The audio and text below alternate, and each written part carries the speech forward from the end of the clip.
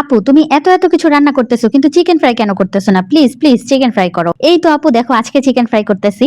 তো এক আপু আমাকে রিকোয়েস্ট করছিল যে চিকেন ফ্রাই করতে, তো আমি যেভাবে খাই সেভাবেই তোমাদের কাছে দেখাবো। তো ভালো লাগলে অবশ্যই তোমরা বাসায় বানাই খাবা। তো নর্মালি আমি এই চিকেন ফ্রাইটা সবসময় বোম্বাই মরিচ দিয়ে করি, কিন্তু আজকে আমার বাসায় বোম্বাই মরিচ ছিল না, যার কারণে এতগুলো কাঁচা মরিচ নিয়ে নিছি। আর এখন এগুলো শিলপাটার মধ্যে বেটে নিব।